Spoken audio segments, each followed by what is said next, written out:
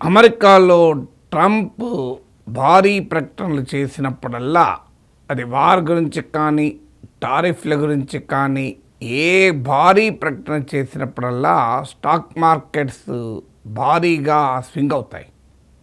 అలాగే betting markets భారీగా మార్పులు గురవుతూ ఉంటుంది. మీకు స్టాక్ మార్కెట్, బెట్టింగ్ మార్కెట్ ఇలా ఏదైనా ఒక మేజర్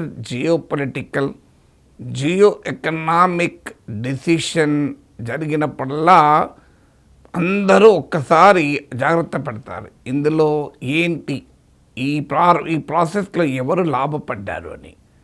అమెరికాలో ఒక ప్యాటర్న్ ఎమర్జ్ అవుతుంది.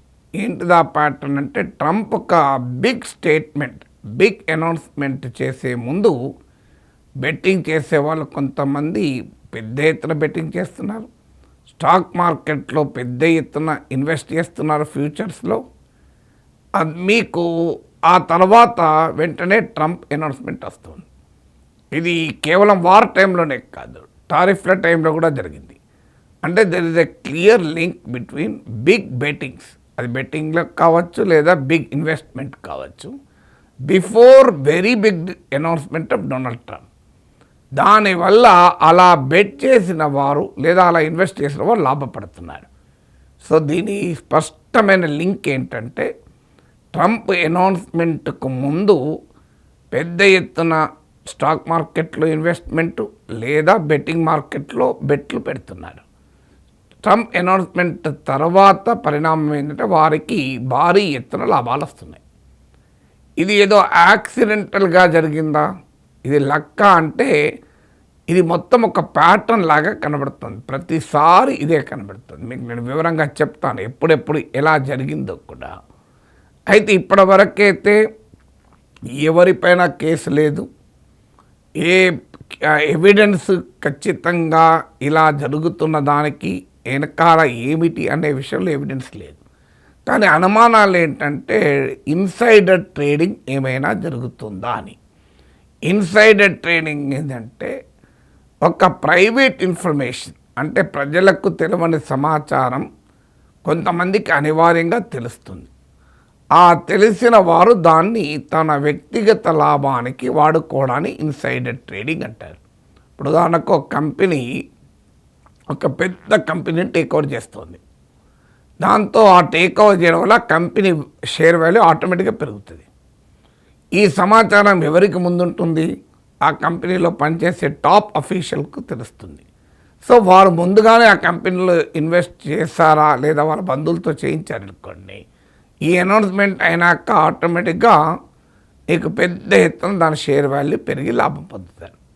మీకు అమరావతి విషయంలో కూడా మీకు టీడీపీ పైన వైసీపీ చేసిన ఆరోపణ అది ఎంత నిజమా అనేది ఇక్కడ సమస్య కాదు. కానీ ఇన్సైడర్ ట్రేడింగ్ అర్థమయ్యటానికి చెప్తున్నాను. రాజధాని ఎక్కడ పెడుతున్నారో ముందే కొంతమందికి తెలిసి వారు ఆ ప్రాంతంలో భూములు కొన్నారు. ముందు నూజివీడని అక్కడ ఇక్కడ అని లాస్ట్కు తుళ్ళూరు ప్రాంతానికి వచ్చారు. ఇది ముందే తెలిసి కొంతమంది ఇక్కడ ఇన్వెస్ట్ చేసి పెట్టుకున్నారు. అక్కడే రాజధాని ముఖ్యమంత్రి ప్రకటించడంతోనే వాళ్ళ భూముల ధరలు పెరిగి భారీగా లాభపడ్డారు అన్నది ఇక్కడ ఆరోపణ. అంటే ఎనీ ప్రైవేట్ ఇన్ఫర్మేషను, అంటే ఎవరికీ తెలియని సమాచారం తెలిసి ఉంటుంది కనుక దాని ఆధారంగా ఇన్వెస్ట్ చేయడము, బెట్లు పెట్టడము, తర్వాత లాభపడము ఇన్సైడర్ ట్రేడింగ్. ఇప్పుడు పొలిటికల్ కరప్షన్లో కూడా అది పెద్ద ఎత్తున జరుగుతుంది. ఇప్పుడు ఉదాహరణకు ఎవరైనా ఒక పెద్ద కంపెనీకి గవర్నమెంట్ ల్యాండ్ ఇవ్వాలని అనుకుంటుంది. అది ఎవరికి తెలుస్తుంది? టాప్ పొలిటికల్ లీడర్స్కి తెలుస్తుంది, టాప్ బ్యూరోక్రాట్స్ తెలుస్తుంది.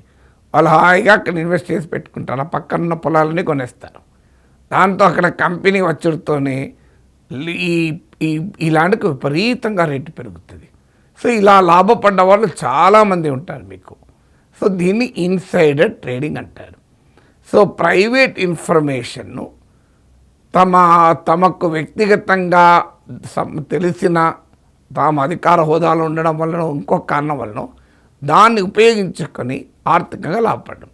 ఇప్పుడు అనుమానం ఏంటంటే, ట్రంప్ చేసే అనౌన్స్మెంట్లు ముందే తెలిసి కొంతమంది స్టాక్ మార్కెట్లో ఇన్వెస్ట్ చేసి భారీగా లాభపడుతున్నారు, కొంతమంది బెట్టింగ్ మార్కెట్లో ఇన్వెస్ట్ చేసి లాభపడుతున్నారు.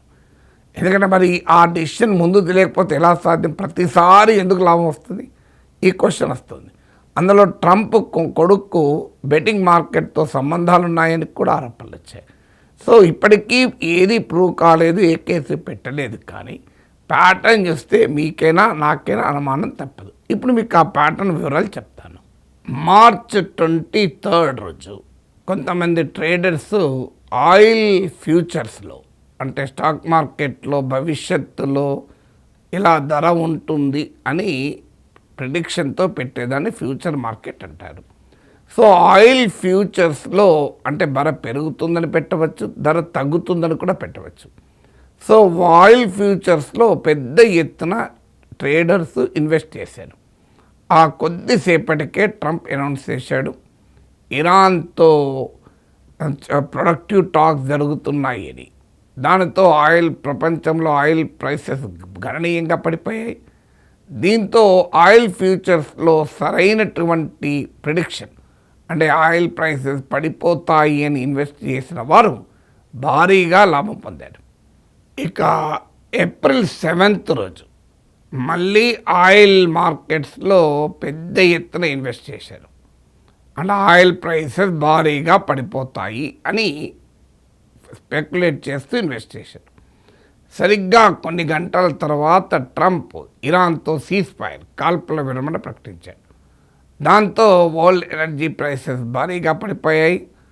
$100 కోట్ల అలా ఇన్వెస్ట్ చేసిన వారు లాభపడ్డారు. ఇది కేవలము ఆయిల్ ఫ్యూచర్స్ మార్కెట్, స్టాక్ మార్కెటే కాదు, బెట్టింగ్ మార్కెట్. బెట్టింగ్ మార్కెట్ ఏంటంటే దేనైనా నువ్వు ప్రిడిక్ట్ చేయొచ్చు. అంటే రేపు ఎన్నికల్లో పలానా పార్టీ గెలవబోతుందని, పలానా పార్టీ ఓడిపోబోతుందని, పలానా పార్టీకి ఇంత మెజారిటీ రావచ్చని, పలానా వారు ముఖ్యమంత్రి అవుతారని, యుద్ధం జరగవచ్చని, యుద్ధం ఆగవచ్చని, ఇలా ఏదో ఒక బెట్టింగ్ పెట్టచ్చు.